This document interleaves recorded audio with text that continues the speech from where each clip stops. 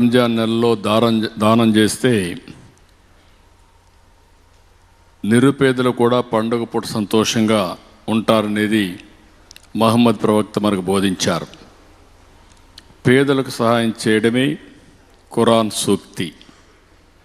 అందుకే నేను కూడా మీరు గుర్తుపెట్టుకోవాల్సింది, ఈ ప్రభుత్వం వచ్చినటువంటి 21 నెలల్లో మైనారిటీ సంక్షేమానికి పెద్ద ఎత్తున చేశాం. నేను ఎప్పుడు కూడా ముస్లింల సోదరుల పక్షానే ఉంటా. ఎక్కువ కార్యక్రమాలు చేశామంటే దానికి కారణం మీలో ఉండే పేదరికం, మిమ్మల్ని ఆర్థికంగా, రాజకీయంగా, సామాజికంగా పైకి తేవాలని ఆలోచనతోనే చేశాం. ఎన్టీఆర్ భరోసా మీరు చూస్తే దగ్గర 4,38,000 మందికి ఇస్తున్నాం. ఒక్క ఎన్టీఆర్ భరోసాలోనే 3,511 కోట్ల రూపాయలు మైనారిటీ సోదరికి ఇచ్చే ఏకైక ప్రభుత్వం ఈ ఎన్డీఏ ప్రభుత్వం. తల్లికి వందనం ఈరోజు మీరు చూస్తే 4,50,000 మందికి ఇస్తున్నాం. దగ్గర 1,316 కోట్లు ఇస్తున్నాం. నేను ఎన్నికలప్పుడు చెప్పాను, తల్లికి వందనం ఒకరు కాదు, ఎంతమంది పిల్లలుంటే అంతమందికి ఇస్తామని చెప్పి దగ్గర 8 మంది 9 మంది పిల్లలున్నా ఆ ఇంటికి తల్లికి వందనం ఇచ్చిన ఏకైక కూటమి ఈ కూటమి ప్రభుత్వం. పోస్ట్ మెట్రిక్ స్కాలర్షిప్లు 19,215 మందికి 224 కోట్లు ఇస్తున్నాం. దీపం 6,20,000 కుటుంబాలకి 158 కోట్లు ఇస్తున్నాం.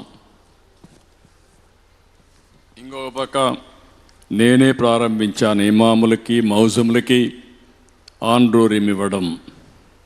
మౌజుములకైతే 10,000, ఇమాములకు 10,000, మౌజుములకు 5,000.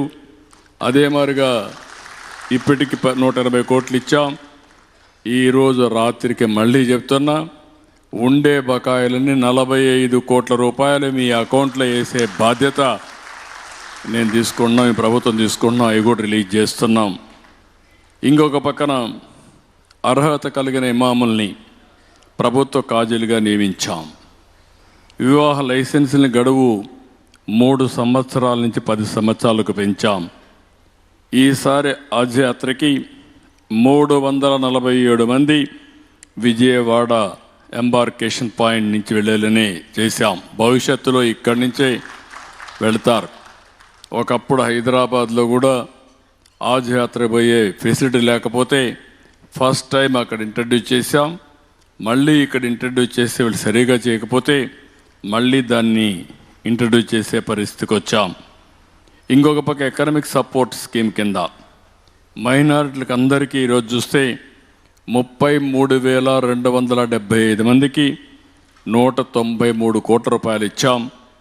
మీలో యువత కానీ స్కిల్ డెవలప్మెంట్ చేసి భవిష్యత్తులో కూడా మీ నైపుణ్యాన్ని పెంచుతాం.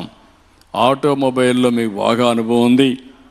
ఆటోమొబైల్ అంటే ఎక్కడ మైనారిటీ సోదరులు ఉంటే అక్కడ ఆటోమొబైల్ నగరం ఉంటుంది, ఆటో నగరం ఉంటుంది.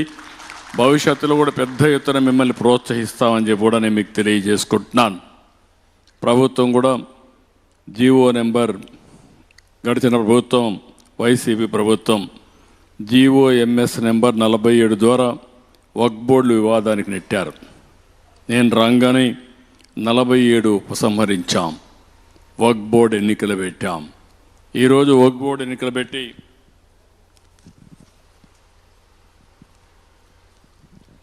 1,500 వక్ఫ్ బోర్డు ఆస్తులు పూర్తి సర్వే చేయించాం.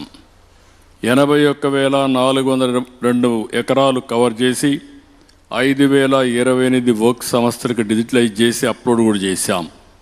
నేను ఆ రోజు చెప్పా, ఈరోజు చెప్పా, నేను మళ్ళీ విజ్ఞప్తి చేస్తున్నా, వక్ఫ్ బోర్డు ఆస్తుల్ని కాపాడి ఆ ఆస్తులు మీ సంక్షేమానికి ఉపయోగించే కార్యక్రమానికి శ్రీకారం చుడతాం. నూర్ భాషా ఫెడరేషన్కి దూదేకుల ముస్లిం ఫైనాన్స్ కార్పొరేషన్గా పేరు మార్చాం. 100 కోట్ల రూపాయలు బడ్జెట్ కూడా కేటాయించాం. గత బడ్జెట్లో 5,434 కోట్లు కేటాయిస్తే ఈ సంవత్సరం ఆర్థిక ఇబ్బందులున్నా